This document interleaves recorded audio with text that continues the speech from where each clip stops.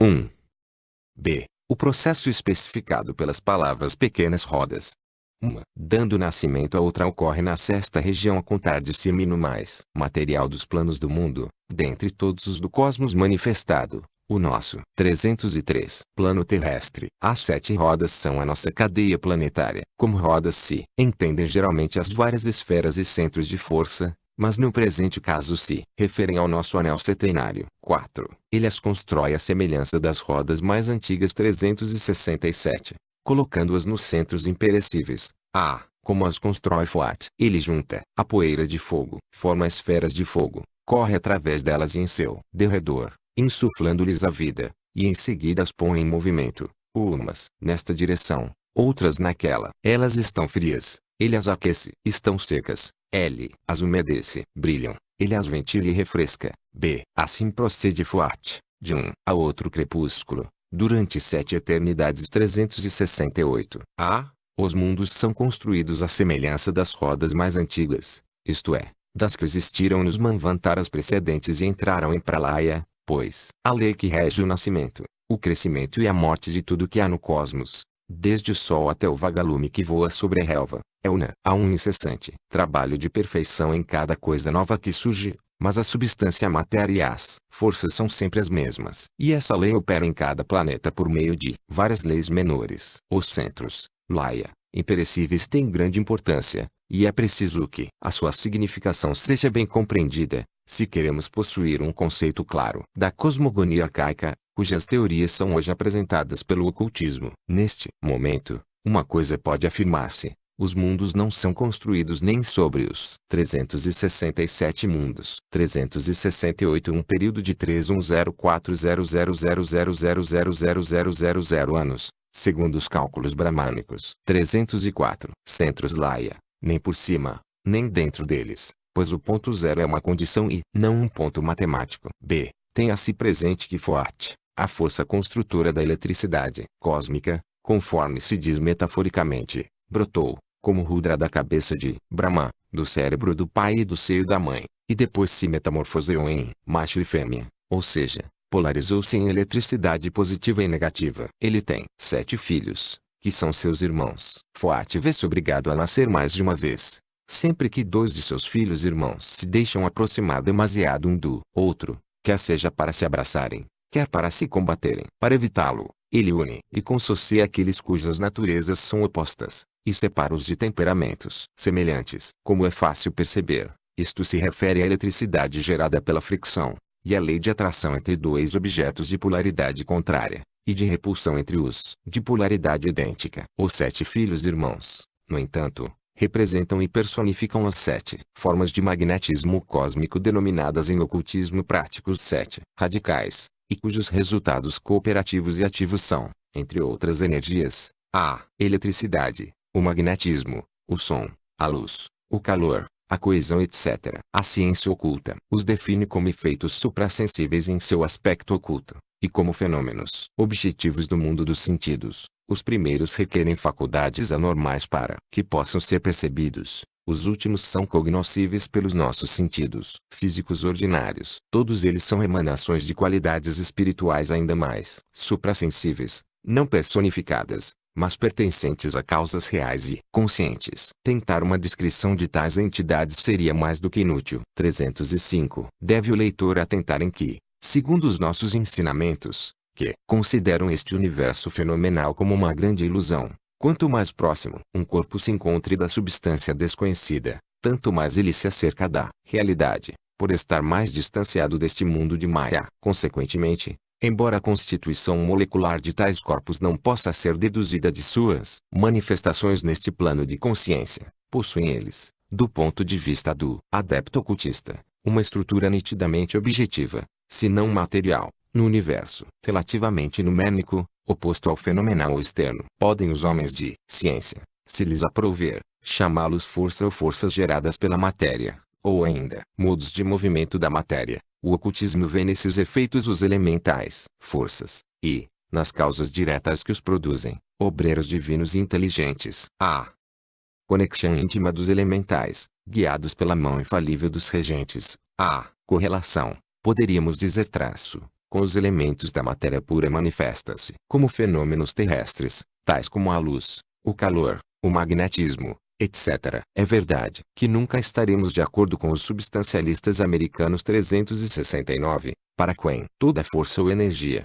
seja luz, calor, eletricidade ou coesão, é uma entidade. Seria o mesmo que dizer que o ruído produzido pelo rodar de uma carruagem é uma entidade, confundindo e identificando assim o ruído com o condutor que está fora ou como o dono, a inteligência diretora, que se acha dentro do veículo. Mas damos, certamente, aquele nome aos condutores e às inteligências diretoras, os Dianchoans regentes, como já dissemos. Os elementais, as forças da natureza, são as causas secundárias que atuam invisíveis, ou melhor, imperceptíveis, e que, por sua vez, são os efeitos de causas primárias, por trás do véu de todo fenômeno terrestre. A eletricidade, a luz, o 369. Veja-se Científica Arena, revista mensal dedicada aos ensinamentos filosóficos do dia. A sua influência sobre o pensamento religioso. Nova York, Alford Hall, Ph. D. L.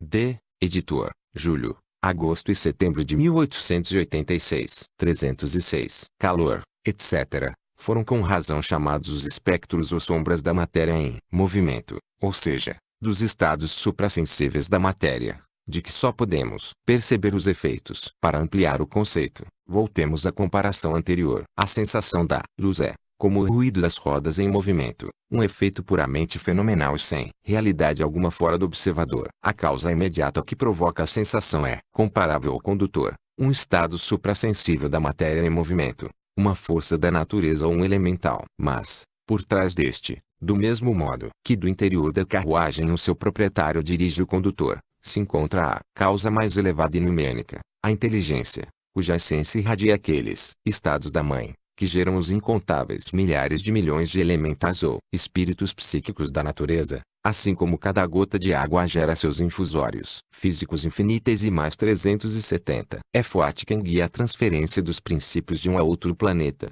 de um astro ao seu astro-filho. Quando um planeta morre, seus princípios essenciais são transferidos a um centro Lyell de repouso, cuja energia potencial, latente até então, desperta para a vida, principiando a desenvolver-se em um novo corpo sideral. É curioso observar que os físicos, apesar de confessarem honestamente sua completa ignorância a respeito da verdadeira natureza da própria matéria terrestre, sendo a matéria primordial considerada mais como um sonho do que como uma realidade, se constituam, nada obstante, em juízes no tocante àquela matéria, decidindo o que ela pode ou não pode fazer em suas combinações várias. Os cientistas conhecem da matéria apenas epiderme, mas isto não impede que 370. Veja-se o Vol. 2, parte 3, seção 14, Deuses, Mônadas e Átomos. 307. Dogmatizem. É um modo de movimento e nada mais. Mas a força inerente ao sopro de uma pessoa, ao expulsar da superfície de uma mesa um grão de poeira,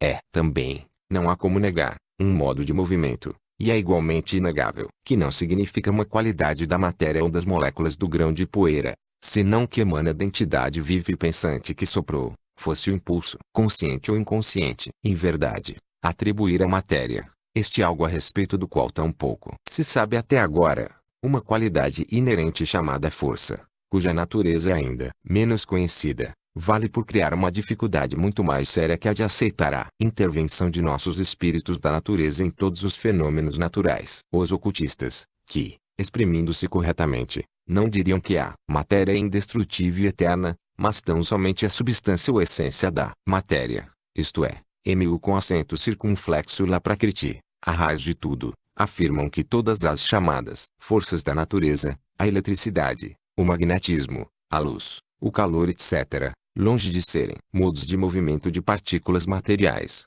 são esse, ou seja, em sua constituição última, os aspectos diferenciados daquele movimento universal que foi examinado e discutido nas primeiras páginas deste volume. Quando se diz que Foucault produz 7 centros Laia, isto quer dizer que, para propósitos formativos ou criadores, a grande lei, os teístas podem chamá-la Deus, detém, ou antes, modifica o seu movimento perpétuo sobre os 7 pontos invisíveis dentro da área do universo manifestado. O grande sopro cava, através do espaço, 7 buracos em Laia, para fazê-los girar durante o Manvantara, diz o Catecismo Oculto. Já dissemos que lá é o que a ciência poderia chamar o ponto ou a linha zero, o reino do negativo absoluto, ou a única força absoluta verdadeira, o número do sétimo estado daquilo que, em nossa ignorância, 308, designamos e reconhecemos como força, ou ainda o número da substância cósmica não diferenciada, que, em si, é um objeto inacessível e incognoscível para a percepção finita, a raiz e a base de todos os estados de objetividade e também de subjetividade, o eixo neutro, não um dos muitos aspectos, mas o seu centro. Com o fito de elucidar a significação do que precede, tentemos imaginar um centro neutro, o sonho daqueles que buscam descobrir o movimento perpétuo. Um centro neutro é, sob certo aspecto, o ponto limite de um grupo qualquer de sentidos. Figuremos, por exemplo, dois planos consecutivos de matéria, correspondendo cada qual a um grupo apropriado de órgãos de percepção. Vemo-nos obrigados a admitir que entre estes dois planos de matéria se processa uma incessante circulação, e se acompanharmos os átomos e as moléculas do plano inferior, por exemplo, em suas transformações ascendentes, chegarão estas a um ponto além do qual ficarão inteiramente fora do alcance da ordem de faculdades de que dispomos no plano inferior. Para nós, efetivamente, a matéria do plano superior ali se desvanece ante a nossa percepção, mais propriamente, passa ao plano superior, e o estado de matéria que corresponde a semelhante ponto de transição deve por certo possuir propriedades especiais, não fáceis de descobrir. 7 destes centros neutros 371 são, portanto, produzidos por Foat, e tão logo, na expressão de Milton, perfeitas fundações são assentadas para nelas erguer-se a construção. Foat incita a matéria à atividade e à evolução. 371 tal é, segundo cremos, o nome dado pelo Sr. J. W. Cayley, de Filadélfia, inventor do famoso motor, aos por ele também chamados centros etéricos, motor que, conforme esperavam seus admiradores, iria revolucionar a força motriz do mundo. 309. O átomo primordial, Anu, não pode ser multiplicado, nem em seu estado pré-genético nem no primogenético, e por isso é chamado a soma total, em sentido figurado, está claro, pois esta soma total carece de limites. O que para o físico,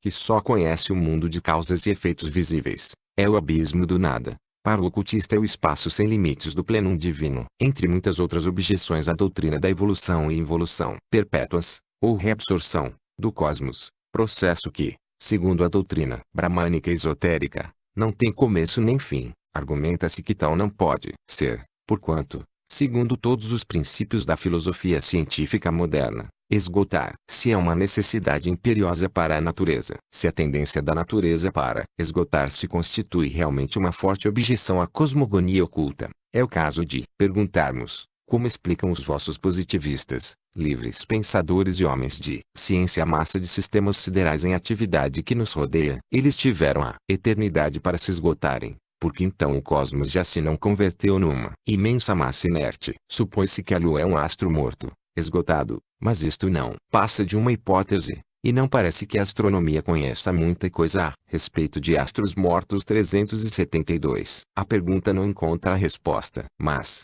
deixando-a de lado, importa observar que a ideia do esgotamento da energia transformável, em nosso pequeno sistema, se baseia única e exclusivamente no enganoso conceito de um sol incandescente ao vermelho-branco, que irradia incessantemente o seu calor pelo espaço, sem receber compensação. A isto respondemos que a natureza entra em declínio e desaparece do plano objetivo tão somente para de novo surgir do plano subjetivo, após um período de repouso, e subir ainda mais alto. O nosso 372 A Lua está morta apenas no que respeita aos seus princípios internos, isto é, psiquicamente e espiritualmente, por absurda que pareça esta afirmativa. Fisicamente, assemelha-se a um corpo paralisado pela metade. A ela faz referência o ocultismo, e com razão, como a mãe insana, a grande lunática sideral. 310. Cosmos e a nossa natureza não se esgotarão senão para reaparecer num plano mais perfeito, depois de cada pralaya. A matéria dos filósofos orientais não é a matéria e a natureza dos metafísicos ocidentais, pois,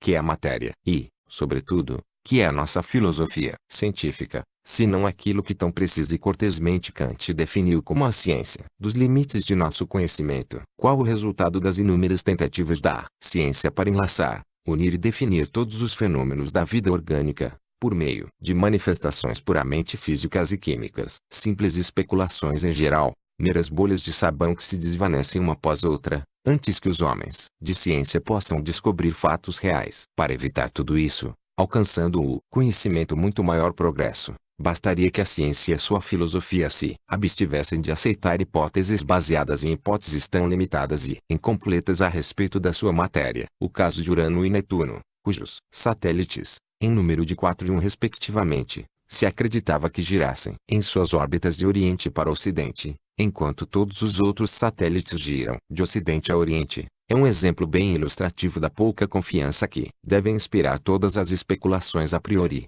ainda quando apoiadas em cálculos matemáticos os mais exatos. A famosa hipótese da formação do nosso sistema solar por meio de anéis nebulares, apresentada por Kant e Laplace, fundamentava-se principalmente no pressuposto de que todos os planetas giram num mesmo sentido. E foi neste fato, matematicamente demonstrado no tempo de Laplace, que o grande astrônomo se apoiou, calculando de acordo com a teoria das probabilidades, para apostar 3 milhões contra 1 em que o próximo planeta a ser descoberto teria em seu sistema a mesma peculiaridade de movimento para oeste. As leis imutáveis das 311 matemáticas científicas foram derrotadas pelas experiências e observações posteriores. Esta ideia do erro de Laplace prevalece ainda em nossos dias, mas alguns astrônomos conseguiram finalmente demonstrar que o erro consistiria em admitir-se que Laplace havia cometido um engano, e agora se fazem tentativas para corrigir o lapso, sem chamar muito a atenção. Mas de uma surpresa desagradável desse gênero aguarda as hipóteses dos nossos sábios,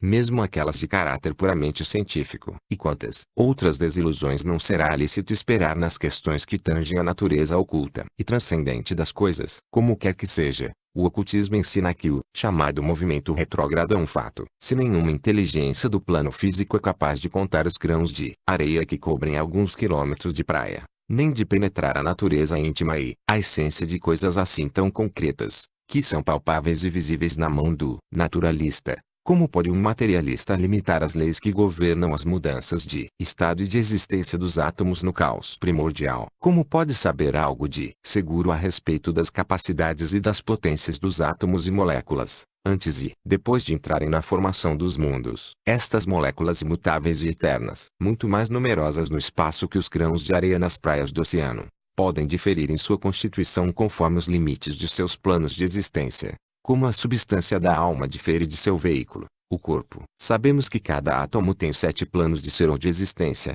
e que cada plano está regido por suas leis específicas de evolução e de absorção. Os astrônomos, geólogos e físicos, ao pretenderem decidir da idade do sistema solar, sem que possuam uma data sequer aproximada para marcar-lhes o ponto de 312 partida, distanciam-se cada vez mais, em cada nova hipótese, das fronteiras da realidade, e perdem-se nos abismos insondáveis da ontologia especulativa. 373. A lei de analogia, no plano de estrutura dos sistemas transolares e dos planetas intrasolares, não se aplica necessariamente às condições finitas a que estão sujeitos os corpos físicos neste nosso plano de existência. Na ciência oculta, esta lei de analogia é a primeira e a mais importante das chaves para a física do cosmos. Faz-se necessário, porém, estudá-la em todas as suas minúcias, e dar 7 voltas à chave antes que seja possível compreendê-la. A filosofia oculta é a única ciência capaz de ensiná-la. Isso, posto, como pode alguém contestar a proposição dos ocultistas de que o cosmos é eterno em sua coletividade não condicionada, e finito somente em suas manifestações condicionadas, apoiando-se na observação físico-unilateral de que a natureza tem necessidade de esgotar-se? 374. Uma digressão. Com o quartus loca termina a parte das instâncias que se refere à cosmogonia do universo após o último Mahapralaya ou dissolução universal, aquela dissociação geral que, suada hora, arrebata do espaço, quais folhas secas, todas as coisas diferenciadas, dos deuses aos átomos. A partir daquele versículo, as instâncias só se ocupam, em geral, do nosso sistema solar e das cadeias planetárias que lhe dizem respeito, e, em 373, depositando os ocultistas a mais completa confiança na exatidão dos seus anais astronômicos e matemáticos, calculam a idade da humanidade e afirmam que o homem, com sexos separados, existe na presente ronda precisamente desde há 18.618.727 anos, de acordo com os ensinamentos bramânicos e também com alguns calendários hindus. 374 A continuação do comentário à Estância Vi se encontra mais adiante. 313 Particular, da história do nosso globo, o quarto, e de sua cadeia. Todos os versículos que se seguem neste volume tratam unicamente da evolução de nossa Terra ou que nela tem curso. Com relação a esta última, uma proposição estranha apenas do ponto de vista científico moderno, entenda-se, que devemos dar a conhecer. Antes, porém, de apresentar ao leitor teorias novas e algo surpreendentes, é preciso dizer algumas palavras à guisa de explicação. É imperioso fazê-lo, porque tais teorias não somente se acham em oposição ao que ensina a ciência de hoje, mas também contradizem em certos pontos afirmações anteriores de outros teósofos, que declaram baseadas as suas informações na mesma autoridade que nós invocamos. 375 Isso pode dar a impressão de que existe uma contradição formal entre os expositores da mesma doutrina, quando na realidade a divergência se deve a que estavam incompletos os dados recebidos pelos escritores precedentes, o que os levou a deduzir conclusões errôneas e a fazer especulações prematuras, no afã de darem ao público um sistema completo. Assim, o leitor que já esteja iniciado em teosofia não se deve surpreender de encontrar nestas páginas a retificação de alguns ensinamentos contidos em várias obras teosóficas, e também o esclarecimento de certos pontos que ficaram obscuros, por estarem certamente incompletos. Muitas foram as questões em que nem sequer tocou o autor de Esoteric Buddhism, a melhor e a mais esmerada de todas as obras do gênero. Por outra parte, ele próprio introduziu várias noções errôneas, que agora urge apresentar sob a verdadeira luz mística, quanto seja capaz de fazê-lo quem escreve as presentes linhas. 375 Em Esoteric Buddhism, 1883, por A.P. Sinnett, Inman, Fragments of Forgotten History, por 2 Chelas, 1885, 314. Permitam-nos, pois, uma breve interrupção entre os locas que acabamos de comentar e os que vêm depois, já que são de imensa duração os períodos cósmicos que os separam. Com isso teremos suficiente tempo para uma vista panorâmica sobre alguns aspectos da doutrina secreta que foram expostos ao público sob uma luz mais ou menos incerta e por vezes errônea. Alguns conceitos teosóficos primitivos errôneos referentes aos planetas, às rondas e ao homem. Entre as 11 instâncias omitidas, há uma que dá ampla descrição da formação sucessiva das cadeias planetárias, depois de haver começado a primeira diferenciação cósmica e atômica do cosmismo primitivo. É inútil falar de leis instituídas quando a divindade se prepara para criar, porque as leis, ou melhor, a lei é eterna e incriada, e, além disso, a divindade é a lei, e vice-versa. Por outro lado, a eterna lei una desenvolve todas as coisas, na natureza que há de manifestar-se, sobre a base de um princípio sétuplo, e este princípio rege as inumeráveis cadeias circulares de mundos, compostas de 7 globos graduados nos 4 planos inferiores do mundo de formação. Os outros 3 pertencem ao universo arquétipo. Destes 7 globos, um somente, o inferior e o mais material de todos, se acha no nosso plano ou ao alcance dos nossos meios de percepção. Os outros 6 estão fora deste plano, sendo portanto invisíveis ao olho terrestre. Cada uma das cadeias de mundos é o produto e a criação de outra, inferior e morta, é a sua reencarnação, digamos assim. Mais claramente, segundo os ensinamentos, cada um dos planetas, dos quais se diz que apenas 7 são sagrados, por serem regidos pelos deuses ou regentes mais 315 elevados, e não porque nada soubessem os antigos a respeito dos outros. 376. Cada um dos planetas, dizíamos, conhecido ou não conhecido, é setenário, como o é também a cadeia que pertence à Terra. 377. Por exemplo, todos os planetas, Mercúrio, Vênus, Marte, Júpiter, Saturno etc., e a nossa Terra, são visíveis para nós, como o nosso globo provavelmente o é para os habitantes daqueles, Susá, porque se acham todos no mesmo plano. Ao passo que os globos superiores e companheiros de tais planetas estão em planos inteiramente inacessíveis aos nossos sentidos terrestres, como as suas posições relativas serão indicadas mais adiante, inclusive no diagrama que acompanha os comentários à Estância Vi. Não se faz mister acrescentar aqui senão algumas palavras de explicação. Os companheiros invisíveis correspondem de maneira bem singular ao que denominamos os 7 princípios do homem. Os 7 estão em 3 planos materiais e um espiritual, correspondendo aos 3 upadhis, bases materiais, e a 1. Veículo espiritual, Varna, dos 7 princípios da divisão humana. Se, para podermos formar uma concepção mais clara, imaginarmos os princípios humanos dispostos em um esquema, obteremos o seguinte diagrama de correspondências. 8.